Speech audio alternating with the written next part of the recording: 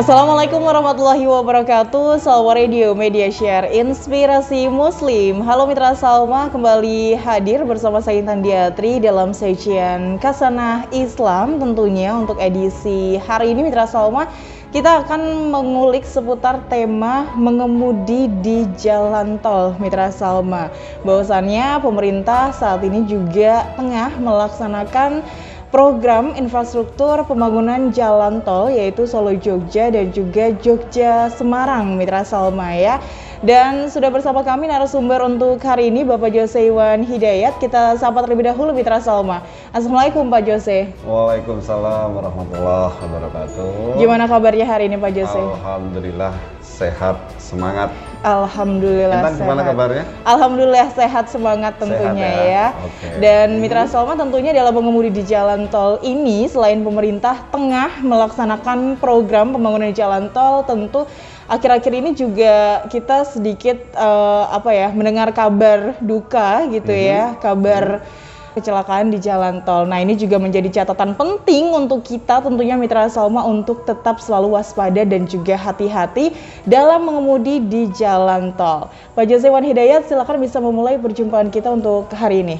Ya, baik Intan dan juga Mitra Salma, dalam kesempatan ini saya akan bicara bukan selaku pakar, bukan selaku istilahnya fokus di bidang tersebut, namun kita akan bicara dari sisi kami atau saya sebagai pemerhati, kemudian juga pengguna.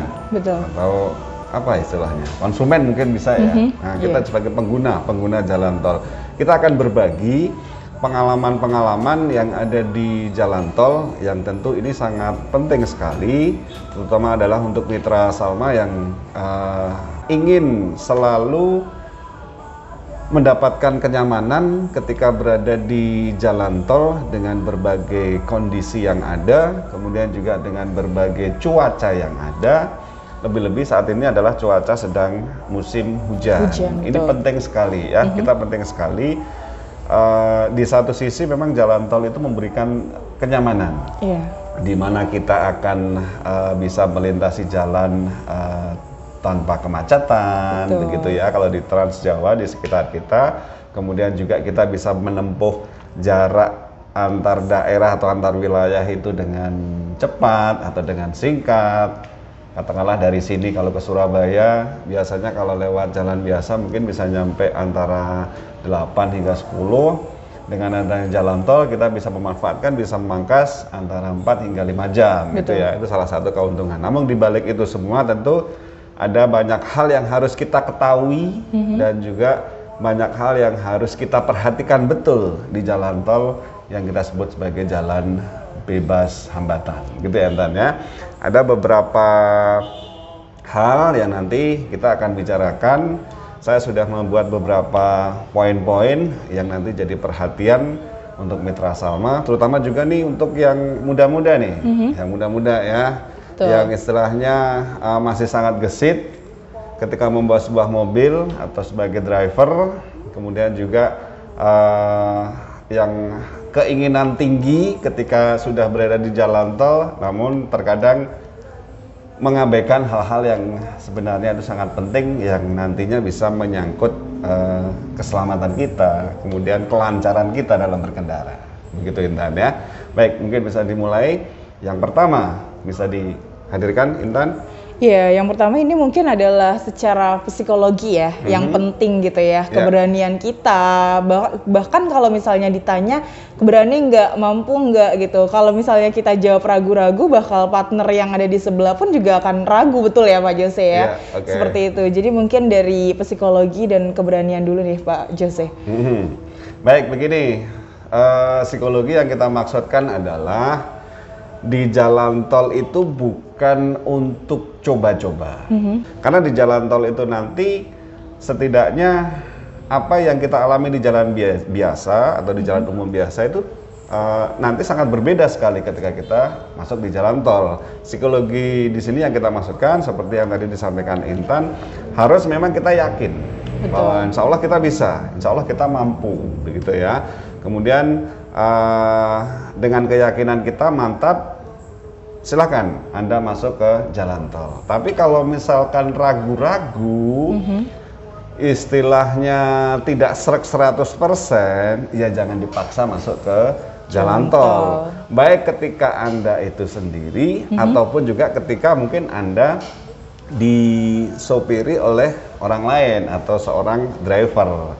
Jadi benar-benar ada pemantapan dulu. Oke, kita masuk ke jalan tol atau ke jalan yang biasa. Ini perlu untuk istilahnya menguatkan dulu secara psikologi kita. Itu yang kita maksudkan. Sekali lagi, jangan jadikan bahwa kita lewat di jalan tol itu untuk coba-coba. Itu intinya. Terus, lalu terkait dengan psikologi, ini juga jenis kendaraan nih, jenis kendaraan dan juga kondisi kendaraan. Ini yang paling penting, kayak misal kondisi ban, rem dan segala macam. Nih Pak Jose, gimana mungkin dari Mitra Salma Muda gitu juga harus mendapatkan pengarahan terkait dengan jenis dan juga kondisi kendaraan saat berkendara di jalan tol. Oke, baik. Yang kedua, berarti kita masuk yang kedua ya. Yang kedua adalah jenis kendaraan. Jenis kendaraan itu seperti yang kita ketahui bahwa di tempat kita ada beberapa jenis kendaraan yang tentu kendaraan ini akan berbeda ketika kita proses mengendarainya. Yang pertama adalah jenis kendaraan yang sangat akrab di telinga kita adalah kendaraan MPV ya, MPV atau minibus. Ini yang banyak kita jumpai atau mungkin juga Anda juga memiliki. MPV di sini adalah sebuah kendaraan yang mana kendaraan ini bisa untuk mengangkut lebih banyak orang. Kemudian juga dengan kondisi ground sharing juga yang nggak begitu tinggi, nggak begitu rendah. Jadi ini kendaraan MPV atau minibus ini kendaraan yang multifungsi. Ini yang biasa kita temui di jalan. Betul. Banyak kita temui di jalan. Kemudian yang kedua adalah jenis kendaraan SUV. SUV itu adalah jenis kendaraan dengan ground clearance yang agak tinggi. Kalau dulu mungkin kita lebih mengenal Jeep ya. Sekarang istilahnya adalah SUV. Ini juga butuh istilahnya ketika kita mengendarai kendaraan atau mobil jenis ini, perlakuannya juga berbeda ketika kita mengendarai MPV gitu ya. Karena ini adalah kendaraan SUV ini yang mayoritas adalah kendaraan tipikal chassis leather frame, dan ini sebenarnya kendaraan yang tidak diperuntukkan untuk harian keluar masuk jalan tol sebenarnya ya. Namun karena kendaraan ini memiliki istilahnya tampang yang gagah, sehingga banyak teman-teman kita juga yang memiliki. Dan ini sebenarnya adalah kendaraan untuk segala medan ya. Jadi bisa untuk naik gunung atau ke pantai atau ke jalan-jalan yang rusak dan lain sebagainya. Namun bukan berarti tidak bisa dipergunakan di jalan tol. Namun ketika kita mengendarai SUV di jalan tol juga perlakuannya harus berbeda. Karena kendaraan tipikal SUV ini cenderung limbung ya, limbung. Apalagi di jalan tol itu kita terkadang nggak sadar ada tanjakan, turunan, kemudian tikungan yang terkadang hanya sedikit kita nggak terasa. Nah ini perlakuannya juga berbeda. Itu adalah untuk tipikal yang kedua. Kemudian yang ketiga adalah kendaraan jenis sedan. Kendaraan ini populer di era-era ya katakanlah 70-an, 80-an, 90-an lah ya. Kendaraan ini tergolong kendaraan yang memang paling nyaman ketika untuk kita berada di jalan tol. Karena ground clearance yang pendek, kemudian pengendalian juga yang lebih mudah dibandingkan dua kendaraan itu. Namun kelemahannya kendaraan sedan ini tidak bisa memuat banyak orang atau banyak penumpang. Jadi istilahnya kalau di sekitar kita atau di warga Indonesia pada khususnya memang sedan ini biasanya jadi second car ya, mobil kedua setelah mungkin memiliki minibus atau SUV begitu ya. Jadi perlakuan dari tipikal kendaraan-kendaraan yang saya sebutkan tadi jelas berbeda satu sama lain begitu ya. dengan kendaraan yang minibus, kemudian juga SUV dan juga sedan. Barangkali kita akan menonjolkan di 3 kendaraan ini aja.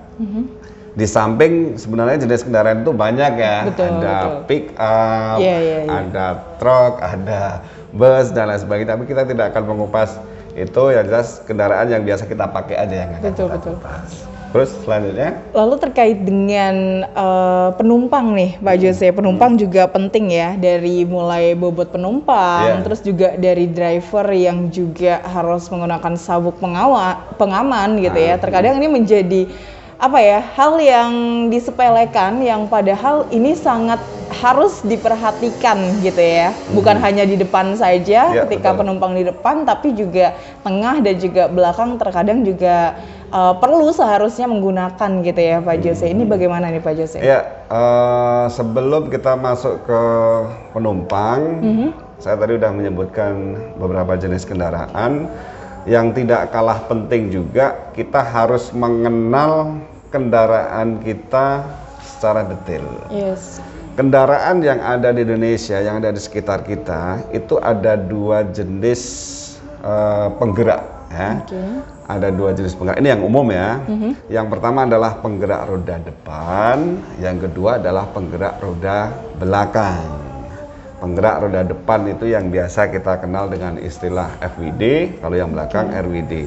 Ini perlakuannya juga berbeda ketika kita berada di jalan tol. Kendaraan dengan penggerak roda depan itu adalah dia menarik. Jadi roda depan yang tenaganya tersentral di situ, dia menarik roda belakang. Ini biasanya kalau dulu seringnya ada di kendaraan-kendaraan jenis sedan ya. Makanya kalau sedan itu, kenapa tadi dibilang memang paling nyaman kalau untuk di jalan tol? Mayoritas yang penggerak roda depan, pengendaliannya juga lebih enak, lebih mudah, dan istilahnya tenaga itu bertumpu di depan. Kemudian yang kedua adalah penggerak roda belakang. Penggerak roda belakang ini yang biasa kita temui di sebagian minibus dan juga hampir keseluruhan SUV. Jadi kalau penggerak roda belakang itu yang tenaga sentralnya itu dari roda belakang atau tertumpu di belakang. Jadi ini daya dorong istilahnya ya. Jadi roda belakang yang sentral tenaganya di situ berputar mendorong roda yang depan untuk berjalan. Ini sebagian memang ada di kendaraan minibus dan juga di kendaraan SUV. Masing-masing memang punya ada kelemahan dan kelebihan tersendiri. Namun secara detail, kalau penggerak roda belakang itu biasanya yang akan dihadirkan oleh produsen otomotif itu adalah dari sisi tenaganya, kekuatannya, roso istilahnya ya. Sedangkan kalau kendaraan dengan penggerak roda depan itu mengarah ke gesitnya. Terus kemudian mungkin kencangnya begitu ya, kecepatan yang bisa kita raih lebih cepat dibandingkan roda belakang misalkan. Oke, Intan, selanjutnya kita masuk ke kondisi kendaraan ya. Kondisi kendaraan seperti yang tadi disinggung. Jadi kita harus paham betul kondisi kendaraan kita, termasuk juga kondisi yang ada di mobil itu.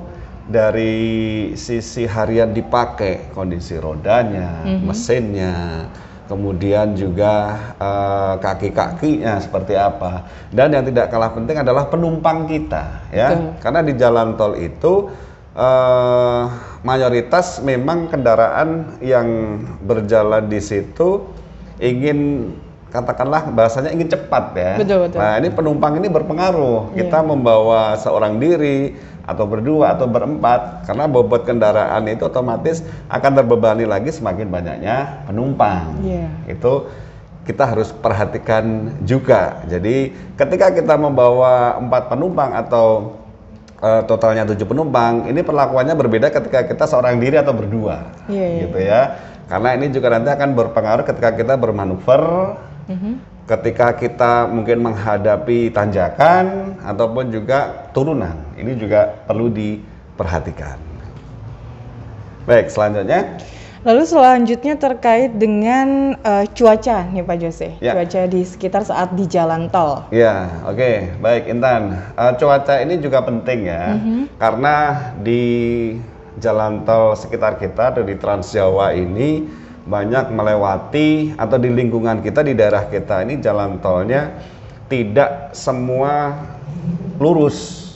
Ada seperti yang tadi saya sampaikan, ada yang menanjak, ada yang menurun, kemudian juga menikung dan lain sebagainya.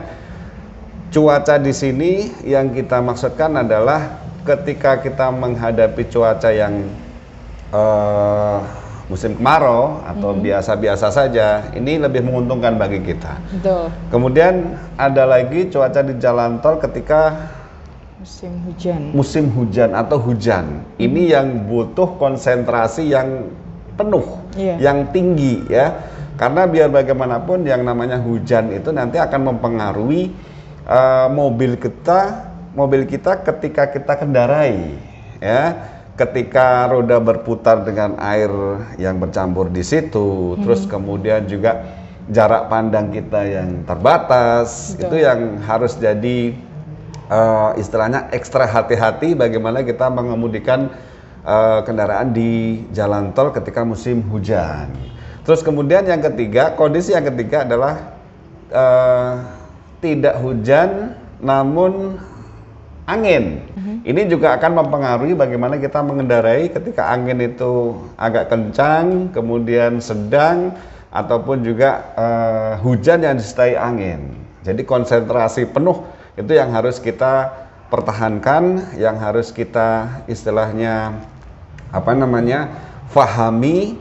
Ketika angin itu datang kita harus bagaimana, ketika hujan itu deras kita harus bagaimana, dan lain sebagainya. Ini penting. Jadi pada intinya adalah konsentrasi yang baik, selalu terjaga, kemudian juga kita bisa menjalankan kendaraan kita sesuai dengan kondisi.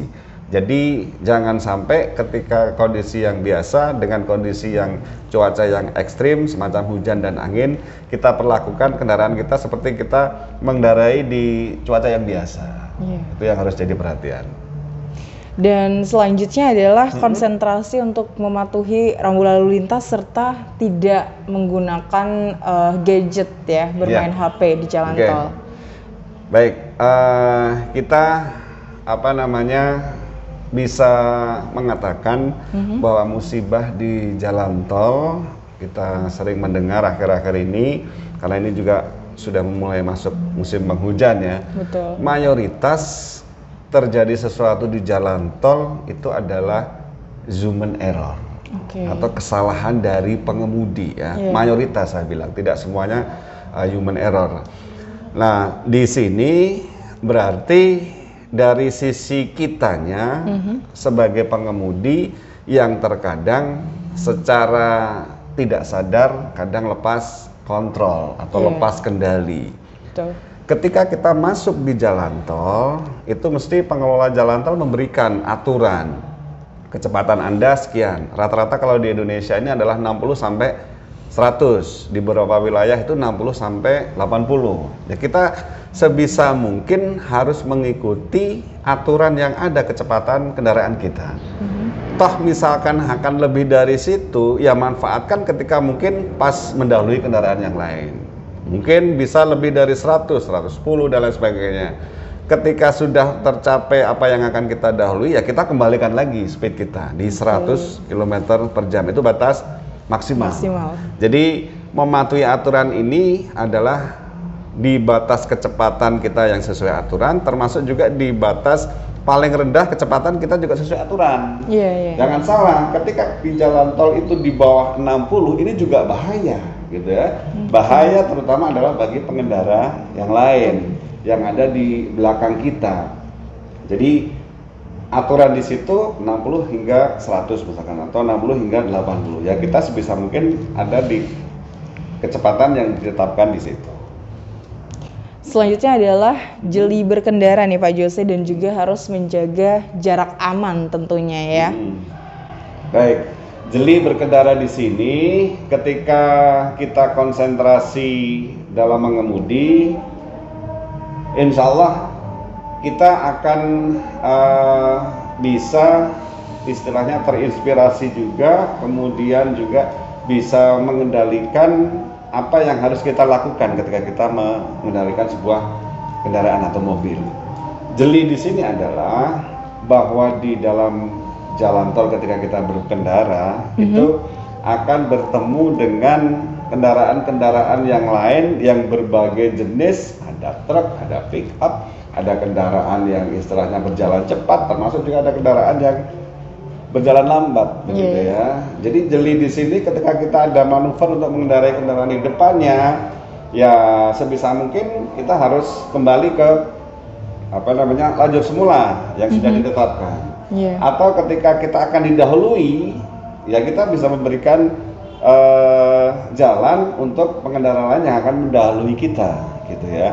Jadi jeli di sini termasuk juga bagaimana ketika di depan ada kendaraan yang tiba-tiba berhenti karena ada sesuatu, ya kita sebisa mungkin juga mengikuti, begitu ya. Jadi ketika konsentrasi penuh, itu nanti insya Allah istilahnya apa yang akan terjadi di pengemudi di depan kita, termasuk juga pengemudi di belakang kita, ini kita akan tahu, gitu ya.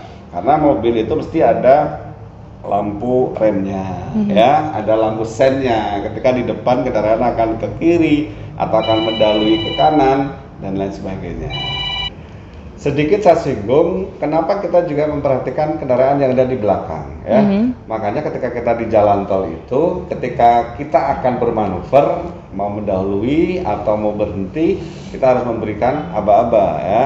Paling tidak kita perhitungkan, kita akan sen kanan dan lain sebagainya, termasuk ketika ada sesuatu yang mana kita harus mengerem. Karena biar bagaimanapun ketika kita mengerem mendadak, ini fatal yang ada di belakang, ya. Jadi harus diperhitungkan. Jadi biar di belakang itu juga aman, yang bisa jaga-jaga. Dan yang paling penting adalah jaga jarak dengan kendaraan yang ada di depan kita.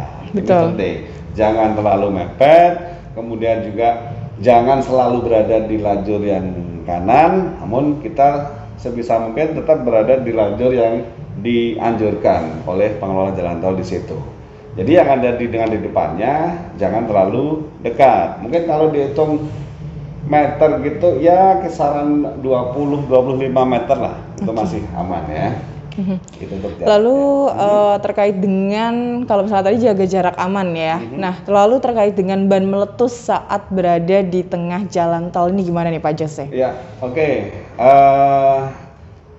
Ketika di awal tadi kita sudah singgung, kita harus ngecek ban, ya, ban kendaraan dan lain sebagainya. Karena yang namanya ban mobil ini ketika kita di jalan tol adalah sesuatu yang utama, sesuatu yang utama. Namun ketika kita sudah cek, sudah layak, namun juga masih ada kemungkinan ketika ban yang kita kendarai di mobil itu terjadi meletus, ya, meletus atau ban bocor. Karena apa? Karena bisa aja mungkin terkena paku atau sekrup, bisa jadi loh di jalan tol, atau mungkin juga ketika kita berjalan kencang, kita melibas jalan yang tidak rata atau jalan yang kasar dan lain sebagainya, sehingga bisa menimbulkan ban meletus, atau bisa juga tekanan ban kita yang tidak standar, dalam arti yang terlalu gembos atau juga terlalu keras, ya, terlalu keras. Ini juga bahaya. Jadi harus benar-benar kita harus mengikuti apa yang sudah ditetapkan oleh produsen mobil, kira-kira tekanan bannya seperti apa atau berapa istilahnya. Kemudian ketika terjadi letusan di jalan tol, satu yang utama kita harus tetap stabil, jangan panik. Ketika roda sudah meletus, langsung nyalakan lampu hazard. Kemudian yang berikutnya, jangan menginjak rem atau hindari untuk menginjak rem, ya. Usahakan setir kita pegang kuat, tetap lurus di lajurnya sambil perlahan-lahan nanti kita akan menepi ke sebelah kiri, gitu ya. Jadi itu tahapan-tahapan bagaimana kita mengendalikan mobil ketika ban itu meletus. Paling tidak psikologi kita tetap kita jaga, jangan sampai panik, jangan sampai sepaneng. Kemudian hindari untuk menginjak rem. Kemudian yang tadi yang awal langsung nyalakan lampu hazard ya. Kemudian pegang setir sekuat mungkin untuk tetap lurus, kemudian sedikit demi sedikit atau perlahan-lahan menepi ke sebelah kiri. Insya Allah itu jika kita bisa untuk mengkondisikan, insya Allah aman lah ya, dengan kecepatan yang istilahnya sesuai dengan aturan yang saya bicarakan ya. Beda halnya dengan kecepatan jika Anda mungkin melebihi kecepatan yang dianjurkan atau yang disarankan. Ini perlakuannya udah beda. Namun kita bicara di sini adalah dengan kecepatan yang sudah ditetapkan di situ, insya Allah dengan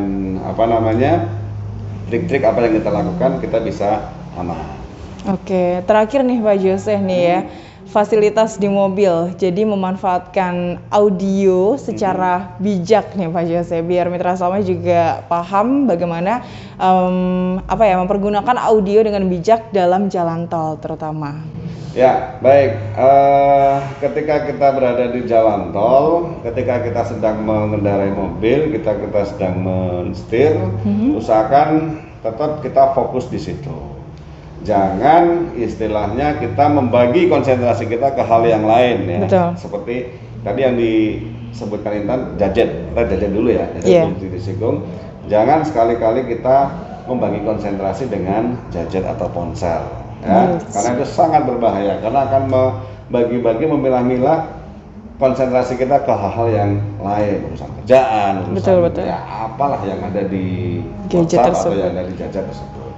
Kemudian tentang audio atau musik katakanlah, ketika dalam mobil itu ada fasilitas audio itu juga ada manfaatnya.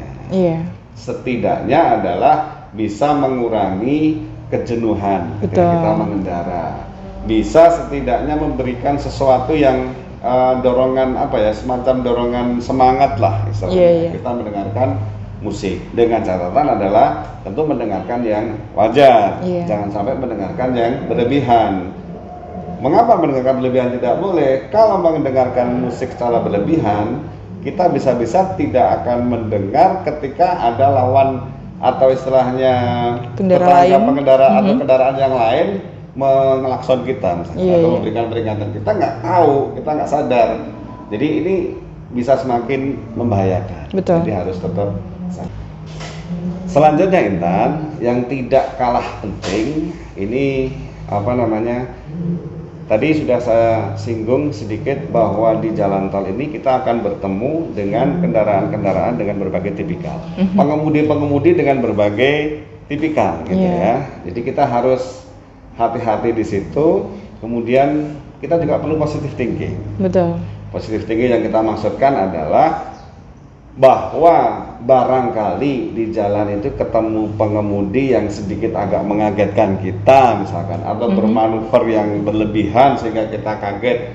Ya jangan membawa pikiran kita kepada wah ini berarti lawan ini mau ngajak kebut-kebutan ini misalkan. Jadi kita harus berpositif thinking, kita bawa dalam pikiran kita, oh mungkin tadi lagi sedikit ada grogi mungkin dari pengemudi sebelah. Oh mungkin beliaunya lagi ada sedikit masalah di kendaraannya. Jadi kita bawa pikiran kita jangan sampai emosi.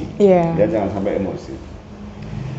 Ada hal lagi yang perlu kita singgung Intan, bahwa kondisi jalan tol, kondisi di jalan tol, ada beberapa pakar yang kemarin sempat menyinggung bahwa ada salah satu penyebab dari kecelakaan di jalan tol itu adalah kondisi jalan tol yang ada di Indonesia.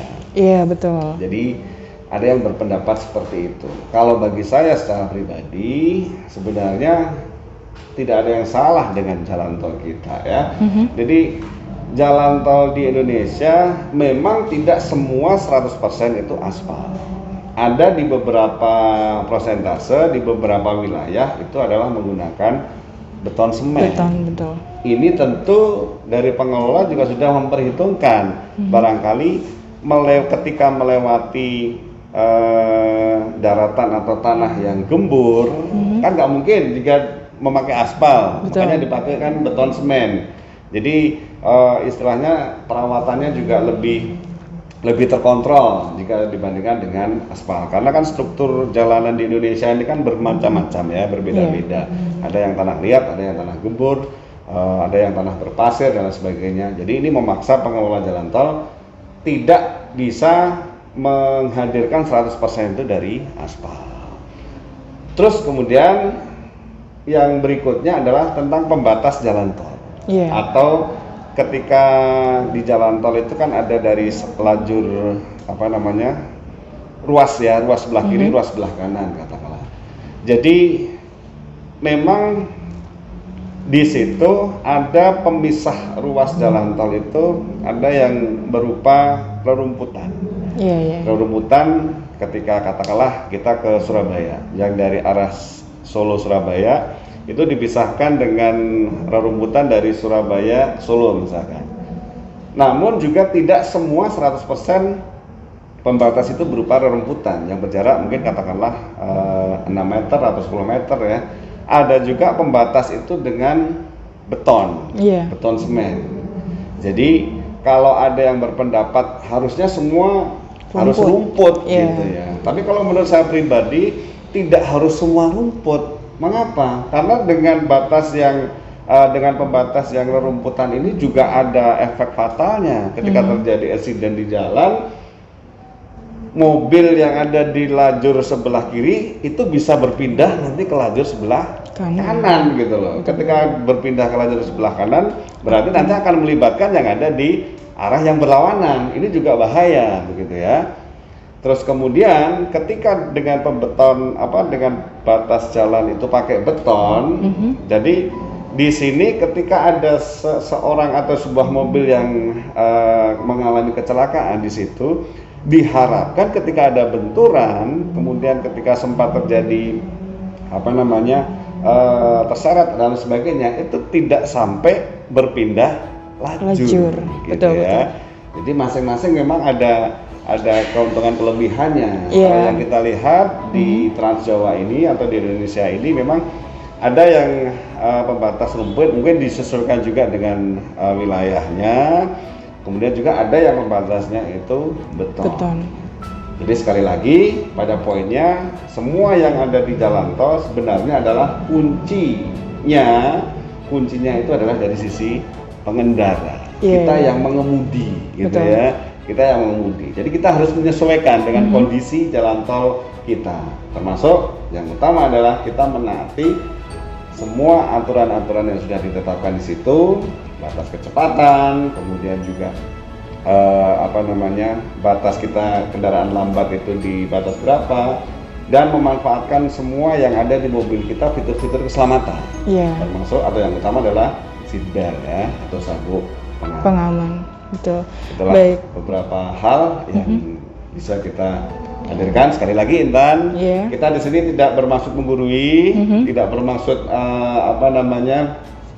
memberikan sesuatu yang pada intinya kita berbagi aja lah. Saling sharing gitu ya pada Mitra Salma. Berbagi pengalaman sesama pengguna jalan tol atau sebagai konsumen. Baik, terima kasih banyak Pak Jose atas informasinya dan Mitra Salma. Semoga poin-poin yang disampaikan oleh Pak Jose tadi tentunya menjadi catatan dan juga pengingat lagi untuk kita sebagai pengendara jalan tol, dan pemerintah juga telah melaksanakan program yang saat ini juga masih dilaksanakan untuk meningkatkan kenyamanan sebagai pengendara Mitra Salma ya antar daerah, dan kita juga harus tentunya berhati-hati dan saling menjaga jalan tol juga Mitra Salma ya. Dan sampai jumpa lagi dalam Kasanah Islam edisi selanjutnya. Saya Intan Diatri yang bertugas pamit. Salma Radio, Media Share Inspirasi Muslim. Wassalamualaikum warahmatullahi wabarakatuh.